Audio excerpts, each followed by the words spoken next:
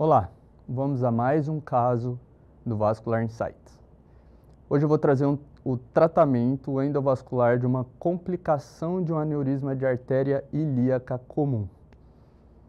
Nosso apoio educacional aí é um agradecimento do Jornal Vascular Brasileiro. Então vamos ao caso. Trata-se de um homem de 68 anos com aneurisma de artéria ilíaca comum que já chegou com a história de ter tratado esse aneurisma em 2019.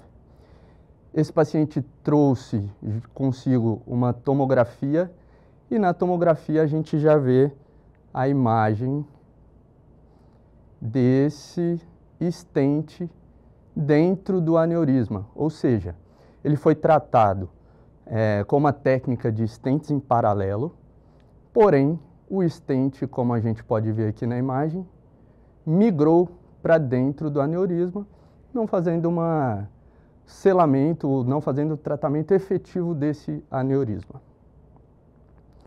Bom, primeiro nosso agradecimento ao Dr. Furu e ao Dr. Rui, que são experts no tratamento de aneurismas e que nos ajudou muito nesse caso. Bom, a primeira imagem que fizemos, a gente já se deparou com o que a gente tinha visto na tomografia, que é o desabamento desse estente de ilíaca interna para dentro do aneurisma, mantendo então todo o enchimento do aneurisma. Bom, aqui os materiais que nós usamos, então nós usamos introdutor 8F, usamos uma bainha longa 9F, usamos stents Viaban, VBX, usamos microcatéter, microguia, as molas, os balões de acomodamento dos stents e, por fim, os dispositivos de selamento.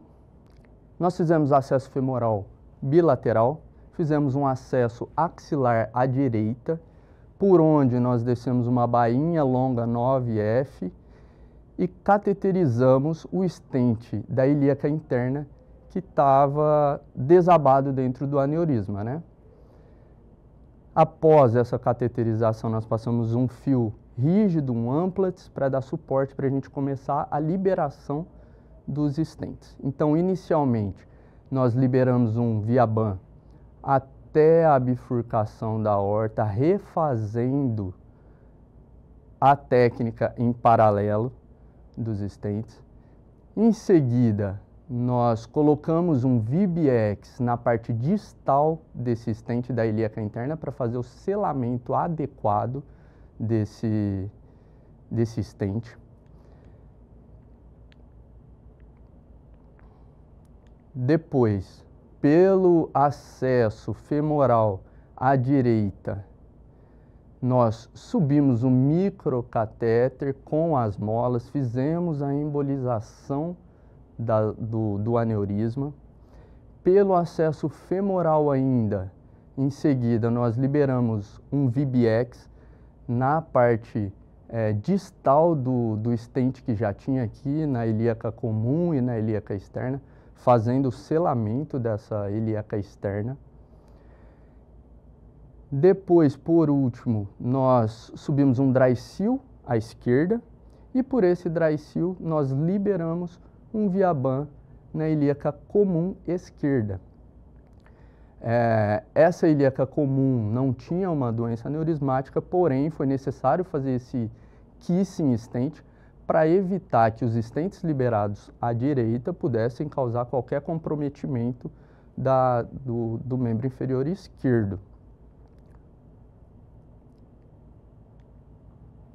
Bom, vamos à discussão do nosso caso. Eu vou trazer aqui alguns pontos importantes a serem analisados.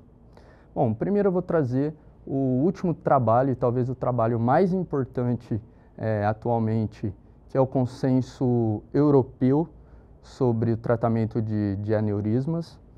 Esse consenso é desse ano. E o que ele traz aqui para a gente? O ultrassom, ele fala que faz o diagnóstico dos aneurismas em 70% dos casos e ele reserva a tomografia há casos isolados nas quais o ultrassom não consiga fazer adequadamente esse diagnóstico. E ele também usa o ultrassom para o acompanhamento. Então, o que ele diz? Que entre 20 e 24 milímetros para fazer um acompanhamento a cada 3 anos, entre 25 e 29 milímetros para acompanhar a cada 2 anos, acima de 30 milímetros, ele fala para fazer um acompanhamento precoce, mas levar em consideração aí a expectativa de vida do paciente, a possibilidade de tratamento desse paciente.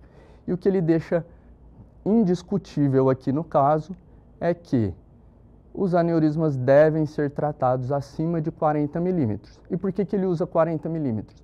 Porque os trabalhos que existem, não existem muitos trabalhos a respeito de aneurisma de ilíaca comum isolado.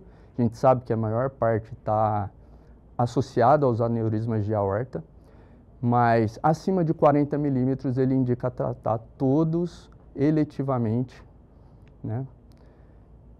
Bom, o que mais que o consenso traz para a gente?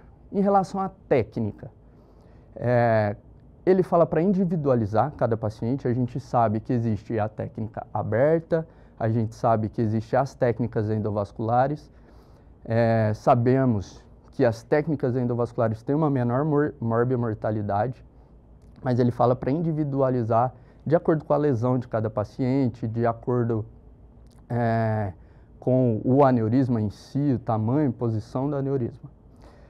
O que ele deixa muito claro e que é indiscutível?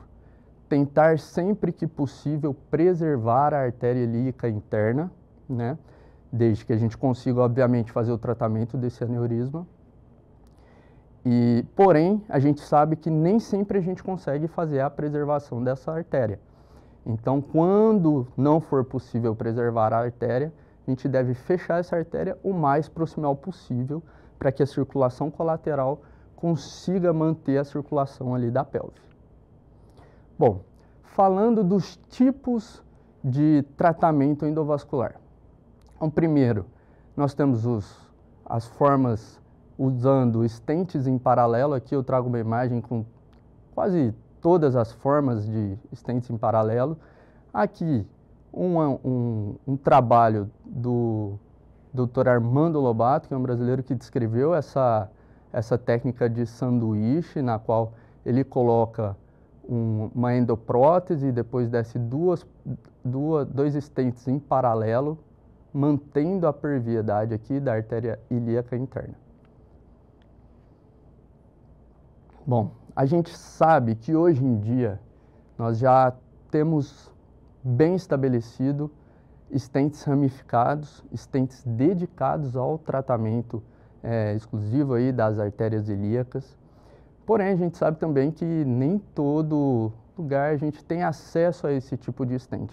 Porém, sempre que possível, essa acaba sendo a melhor opção hoje em dia. Inclusive no consenso propriamente ele acaba falando bastante dos stents ramificados e das baixas taxas de complicação que esses stents têm. Outra coisa que a gente tem que levar muito em consideração e que possivelmente tenha sido a causa do problema do caso apresentado é o tamanho dos stents.